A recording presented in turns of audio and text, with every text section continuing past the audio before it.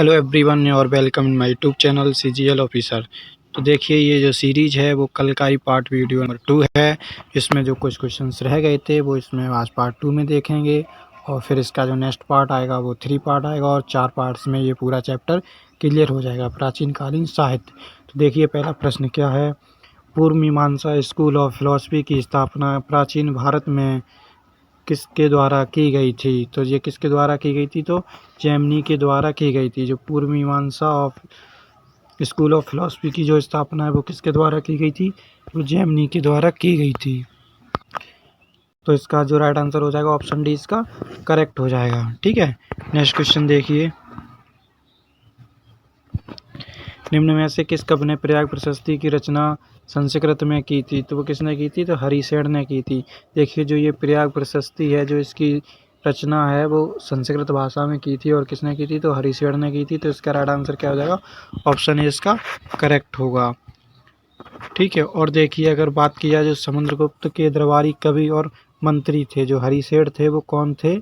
तो वो समुद्रगुप्त के दरबारी कवि और मंत्री थे हरिशेन, और उनके द्वारा ही ये प्रयाग प्रशस्ति की स्थापना की गई थी। ठीक है, याद रखेंगे। नेक्स्ट क्वेश्चन देखिए। दो महाकाव्य रघुवंश और कुमार संभव किसके द्वारा रचित कृतियां हैं? तो ये जो हैं वो कालिदास के द्वारा रचित कृतियां हैं। तो इसका राइट आंसर क्या होगा? ऑप्शन डी होगा। ये इम्पोर्टेंट है, हर एग्जाम में पूछा जाता है, याद रखेंगे। ठीक है, तो इसके राइटर कौन हो जाएंगे? कालिदास हो जाएंगे। और इसमें देखिए कौन उनकी और जो अन्य रचनाएं जो कि इम्पोर्टेंट है एग्जाम में पूछी जाती हैं, जैसे रघुवंशम और कुमार संभव किसकी हैं? तो कालिदास की हैं। ठीक है, याद रखेंगे। और ऋतुसंहार मेघदूत, रघुवंशम, कुमार संभव, ऋतुसंहारम और मेघदूत ये सब किसकी हैं? तो कालिदास की हैं। इनको तो स्पेशली आप याद रखेंगे क्योंकि ये जो है हर एग्जाम में ये प्रश्न बनते हैं यहाँ से। मुद्रा राक्षस विशाखा दत्त की है और चारुदत्तम भास की है। किसकी है? तो भास की है, याद रखें। और किरातार्जुनीयम ये भी याद रखें, इंपॉर्टेंट है, ये भारवी की है। और पंच सिद्धांत का 12 मेहर की है और पंचतंत्र तो विष्णु शर्मा जी की है। इसको तो आपको याद ही रखना है।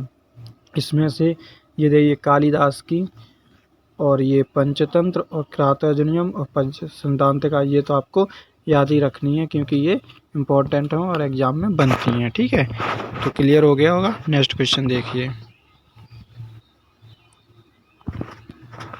निम्नलिखित में से कौन सा ग्रंथ कश्मीर के इतिहास के सबसे विस्तृत विवरण देता है? तो वो राजतरंगिणी देता है। देखिए जो राजतरंगिणी है वो कल्हड़ द्वारा इसको लिखा गया है। ठीक है, किसके द्वारा लिखा गया? तो कल्हड़ द्वारा इसकी रचना की गई है। और किस भाषा में की गई है?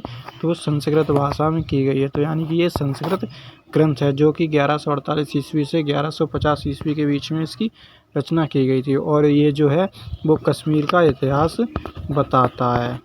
जो राजतरंगिणी है वो कश्मीर के इतिहास के बारे में बताती है। ठीक है, तो इसके जो लेखक हैं वो कल्हड़ हैं। ठीक है, याद रखेंगे। नेक्स्ट देखिए।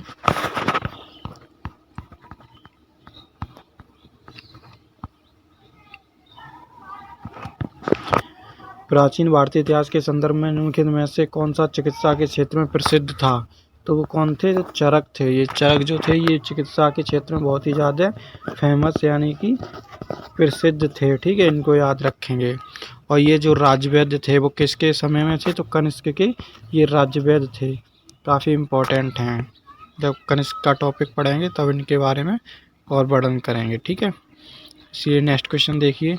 अपनी साहित्यिक कृतियों के लिए प्रसिद्ध बाणभट्ट किसके शासनकाल के दौरान प्रसिद्ध हुए? तो हर्षवर्धन के दौरान हुए थे। ये जो बाणभट्ट थे तो वो राजा हर्षवर्धन के दरबारी कवि थे। ठीक है, वो काफ़ी इम्पोर्टेंट है। इनकी जो रचनाएं हैं जो काफ़ी प्रश्नों मतलब पूछी जाती है, जिसमें कि हर्षचरित है और कादम्बरी है। इनको तो याद ही रखेंगे। इनकी जो दो रचनाएं वो तो पूछी जाती हैं, हर्षचरित और कादम्बरी। ठीक है, क्लियर हो गया होगा। नेक्स्ट क्वेश्चन देखिए। कालिदास रचित नाटक अभिज्ञान शाकुंतलम, शकुंतला और राजा किसकी प्रेम कथा है? तो ये दुष्यंत की प्रेम कथा है। जो कालिदास का जो नाटक है अभिज्ञान शाकुंतलम उसमें शकुंतला और राजा दुष्यंत की प्रेम कथा को दर्शाया गया है। किस किस की प्रेम कथा को दर्शाया गया है? तो शकुंतला और राजा दुष्यंत की प्रेम कथा को। ठीक है, याद रखेंगे। नेक्स्ट क्वेश्चन देखिए। प्राचीन भारतीय पाठ्य राजतरंगिणी किसकी कृति है? तो वो कल्हड़ की है, इसको याद रखेंगे। ठीक है, ये राजतरंगिणी है वो कल्हड़ द्वारा रचित एक संस्कृत ग्रंथ है जो कि 1148 ईस्वी से 1185 ईस्वी के बीच में इसकी रचना हुई थी और ये कश्मीर के बारे में, कश्मीर का इतिहास बताती है। ठीक है, याद रखिए। कल्हड़ एक लेखक थे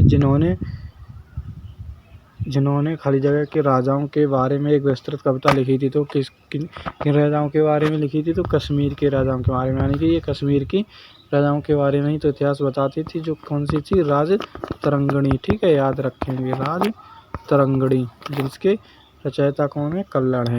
ठीक है, इस सीरीज में इतने ही क्वेश्चन कराते हैं, बाकी के जो क्वेश्चन है वो नेक्स्ट सीरीज में कराएंगे। मिलते हैं ऐसी नेक्स्ट वीडियो के साथ, तब तक के लिए जय हिंद।